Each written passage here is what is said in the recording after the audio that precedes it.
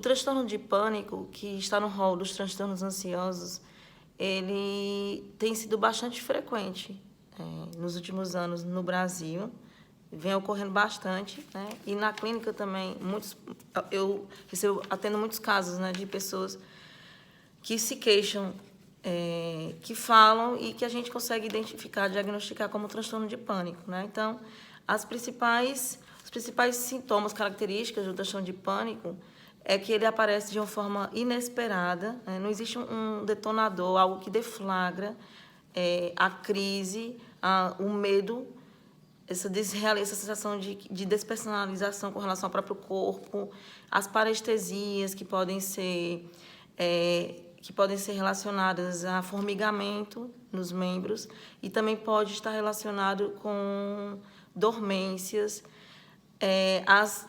os sintomas neurovegetativos, né, que são taquicardia, respiração ofegante, essa sensação de morte iminente. Também existe uma desrealização a respeito do ambiente. É como se você não estivesse ali, é como se surgisse um véu, aparecesse um véu entre você e o ambiente ao seu redor. Outra característica é essa sensação de morte iminente. Isso é muito característico do transtorno de pânico, né? E o que define mesmo, o que nos ajuda a fazer o diagnóstico diferencial é o fato de que pode ocorrer do nada, inclusive durante o sono. Você dormindo, você pode acordar com a crise. Então, é mais difícil o tratamento porque também os pacientes eles não conseguem associar o evento, a crise, com os pensamentos automáticos que estão na base, né? Porque nós sabemos, a partir da TCC, né, que é a terapia cognitivo-comportamental, que não são situações em si que geram as nossas emoções, porém, os nossos pensamentos, as nossas avaliações cognitivas, os pensamentos automáticos. E esses pacientes, eles têm muita dificuldade para perceber que eles têm pensamentos automáticos disfuncionais, né? Mas também é interessante saber que que o transtorno de pânico ele pode ser também, não necessariamente a morbidade, ele pode ser uma comorbidade de outras patologias, de outras doenças, né? No caso de patologias orgânicas, como, por exemplo, o abuso de substâncias. Então, pessoas que abusam de substâncias químicas, como o álcool, por exemplo, elas podem ter ataques de pânico. Hipertireoidismo também pode provocar. Uma coisa interessante também é que problemas gástricos podem desencadear uma crise de pânico. Então, é muito comum pessoas que estão com refluxo,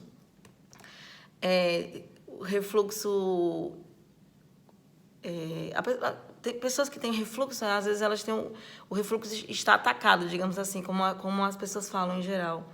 E aí, quando elas vão dormir, elas têm uma crise de ansiedade, elas acham que é o pânico, mas, na verdade, o pânico, a crise, está associada ao problema gástrico. Por isso que também é importante a gente perceber que nem tudo é psicológico, né? Nem tudo é psiquiátrico, que é necessário descartar causas orgânicas, né? Então, muitas vezes, um paciente que está tendo crises de pânico durante a noite, ele pode estar com problemas gástricos, né? Principalmente com refluxo. E aí, como a gente sabe dessa possibilidade, então, nós, psicólogos não são médicos, né? Lembrando. Então, a gente tem que encaminhar, a gente faz os encaminhamentos, encaminha para um médico, né? O gastro, por exemplo, para que esse paciente possa fazer endoscopia, se for o caso, né? E aí o médico que vai saber qual é o protocolo, qual é o procedimento.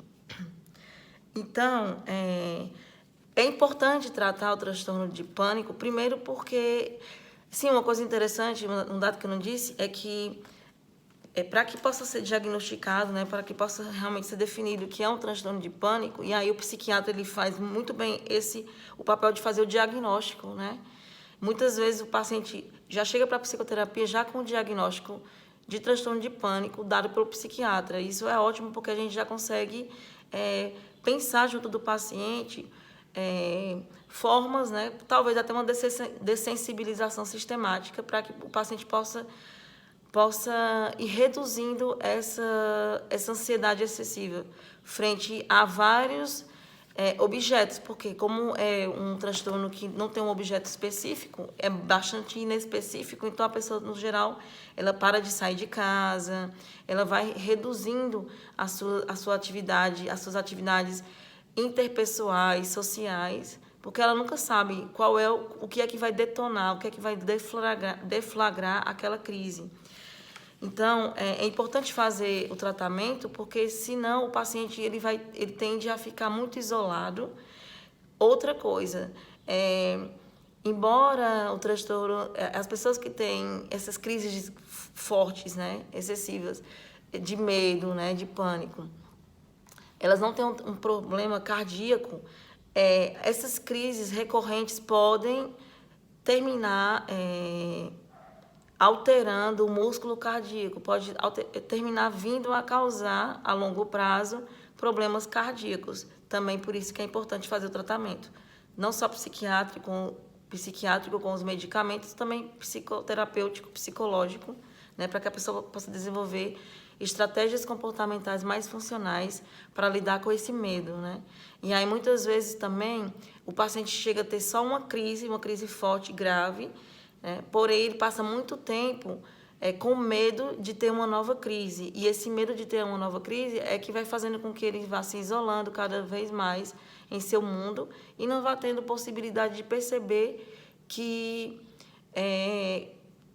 tratando os pensamentos desadaptativos, os pensamentos ruins, patológicos, né, o self-talk negativo, aos poucos ele pode, né, ir reduzindo essas crises, né, e até ficando estabilizado.